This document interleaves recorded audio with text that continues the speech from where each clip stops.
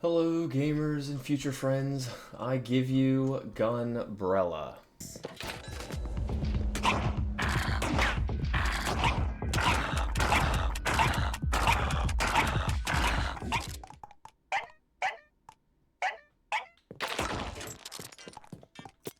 And, like, seriously, I just fucking...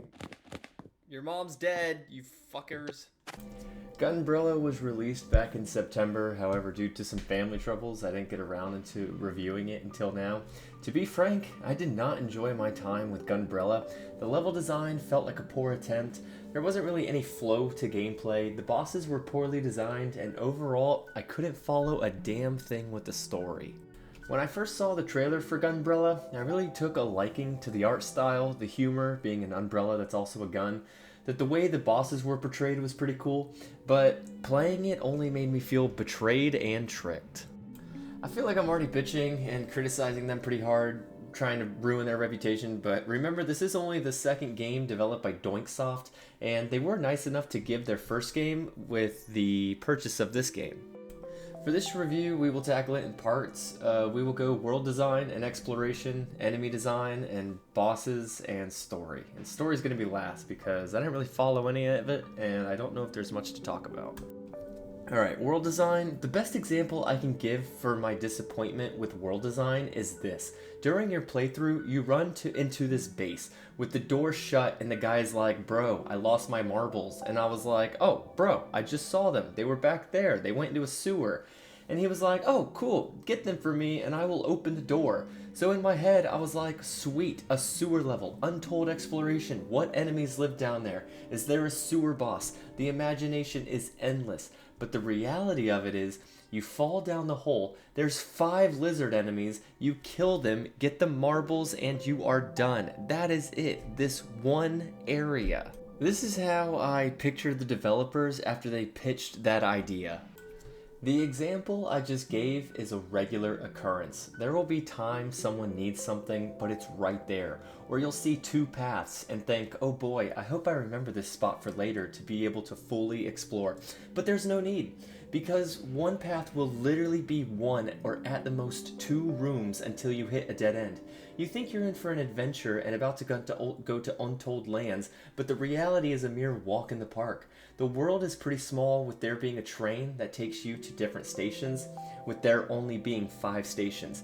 If 5 sounds like a lot, know that at these 5 stations, the actual action portion of enemy-covered areas are the limited portion, while the story-driven portion with NPCs infested locations seem like the vast majority. As I said, there's a train that takes you to different stations, with there being a city level, a lake level, a mountain level, a castle level. However, none of these are as large as one would hope. Okay, so enemy design, there isn't much to say. They had a variety if we're talking visuals, but they mainly consisted of A, an animal that lunges at you, or B, a human that shoots at you. In each section, you'll have a different enemy, but that's it. It will just be that one enemy over and over, or at the most, maybe 2. This led for simple and easy gameplay, as you never had to learn attacks or question what comes next. You just walk in, shoot, and proceed. I'm sorry, but the worst part about this game were the boss fights. They were nothing to brag about. For example, that opening scene with the lion boss had my jaw drop, and whenever I realized that that was it, just walk in, continuously shoot and stagger him until he dies, just to see later on that it was the mother of 3 little cubs, and now these cubs are all gonna starve to death, right? Another poor example of a boss would be this laser boss. Watch what happens when I shoot it. It literally points the gun in the opposite direction and continues to fire at nothing. What the hell was the point of this? Whoever designed this weapon, I have so many questions. For making it to where the gun aims away when you hit it, this removes all difficulty or skill, or I'm just lost for words. And it just felt like a huge waste of time. Man, these guys are elusive.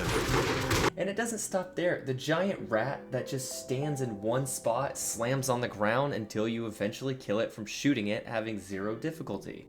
And check how much variety there is to this boss.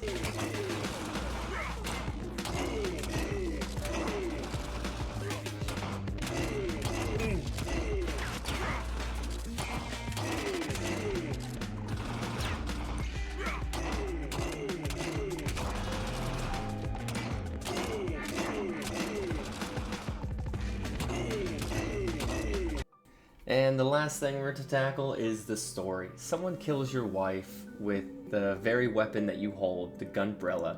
So you seek the engineer who built it to quote the name of the guy who bought it to kill your wife.